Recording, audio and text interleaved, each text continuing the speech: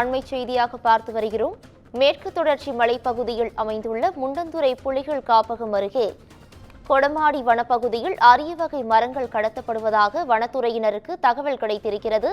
இந்த புகாரை அடுத்து அங்கு விசாரணையானது நடைபெற்று வருகிறது. இதுகுறித்தான கூடுதல் விவரங்களோடு எமது செய்தியாளர் சிவகுமார் இணைகிறார். சிவகுமார், வணக்கம். இது குறித்தான கூடுதல் விவரங்கள் என்ன? அதாவது திருநெல்வேலி மாவட்டம் பாபநாசம் மேற்கு தொடர்ச்சி மலைப்பகுதியில் பார்த்தீங்கன்னா மொத்தம் ஒரு 6 கிராமங்கள் இருக்குது. அதாவது காணிக்குடியிருப்பு, இஞ்சிக்குழி, பூங்குளம், நாகமலை, கட்டளைமலை எஸ்டேட்டு, அதே மாதிரி பாண்டியன்கோட்டை, கொடமாடி. சரிங்களா? இந்த இதுல பூங்குளம் மற்றும் பாண்டியன்கோட்டை, கொடமாடி ஆகிய பகுதிகளில் எப்பவுமே ஆட்கள் வசிக்கக்கூடிய பகுதி கிடையாது. ஒண்ணு. ரெண்டாவது, இது அந்த மேற்கு தொடர்ச்சி மலையோட உச்சி பகுதியில் இருக்குது. அதாவது இப்போ களக்காடு முண்டந்துறை புலிகள் காப்பக பகுதி அப்படிங்கிறது பார்த்தீங்கன்னா கிட்டத்தட்ட ஒரு 130 கிலோமீட்டர் பரப்பளவு கொண்ட ஒரு மிக நீண்ட ஒரு தொடர். அது இது திருநெல்வேலி, கன்னியாகுமரி 2 மாவட்டத்துக்கும் இடையில அமைக்கப்பட்டிருக்கிற இந்த பகுதியில தற்போது வனத்துறையினர் சாலை அமைப்பதாக கூறி அவங்க இதை வெட்டிட்டு இருக்கிறாங்க, மரத்தை வெட்டி இருக்கிறாங்க. எப்படின்னு பாத்தீங்கன்னா, கொடமாடியில புதிய சாலை அமைப்பதாக கூறி தற்போது வெட்டப்பட்டு இருக்கிற இந்த மரங்கள் மிகவும் ஒரு அரிய வகை மரம்னு சொல்லலாம். முண்டந்துறை புலிகள் காப்பதற்கு உட்பட்ட பகுதியில பொதுவாக சாலைகள் அமைப்பதாக சொல்லித்தான் இதை வெட்டியிருக்காங்க.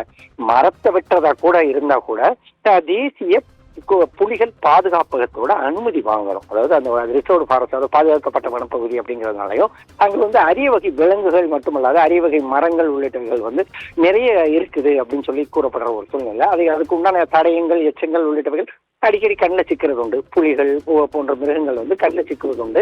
இதனால இதை ரிசர்வ்டு ஃபாரஸ்ட், அதாவது பாதுகாக்கப்பட்ட வனப்பகுதின்னு சொல்லியிருந்தாங்க. இந்நிலையில இந்த பகுதியில மரங்களை வெட்டி அதன் அடிப்படையில கடத்தக்கூடிய அந்த நபர்கள் பற்றி என்ன ஏதுன்னு சொல்லி விசாரிக்கும் போது என்ன சொல்றாங்கன்னா, சாலைகள் அமைப்பதற்காக மரங்களை வெட்டி ஓரமா வச்சோம் அப்படிங்கிற மாதிரி வனத்துறை தரப்புல தகவல் தெரிவிக்கப்படுது.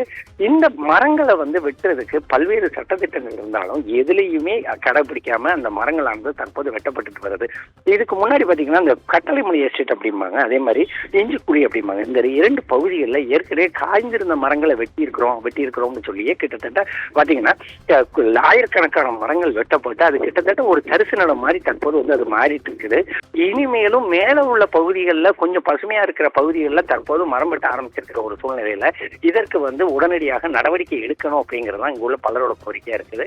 வனத்துறை தரப்புல கேட்கப்போ என்ன சொன்னாங்கன்னா, சாலை அமைப்பதற்காக வெட்டப்பட்ட மரங்கள் தான் அதை வெட்டி ஓரமா தான் நாங்க வச்சிருக்கோம் அப்படிங்கிற மாதிரி சொல்றாங்களே தவிர, ஏற்கனவே இதே மாதிரி வார்த்தைகள் கட்டளைமலை எஸ்டேட்ல வெட்டுறதா இருக்கட்டும் அல்லது இஞ்சிக்குழியில வச்சு வெட்டுறதா இருக்கட்டும், அப்போ அவங்க சொன்ன இதே வார்த்தைகள் தான். கிட்டத்தட்ட அந்த 2 ஏரியாவுமே முழுவதுமாக தற்போது முழுவதும், அதாவது ஏறத்தாழ 30% மேல மரங்களை வெட்டப்பட்ட நிலையில தற்போது மீண்டும் இந்த மாதிரி இடத்துல திரும்பவும் தொடங்கி இருக்கிறாங்க. எனவே இது குறித்து உடனடியாக மாவட்ட நிர்வாகம் நடவடிக்கை எடுக்கணும் அப்படிங்கிறத எங்களோட பலரோட கோரிக்கையா இருக்குது. பவித்ரா,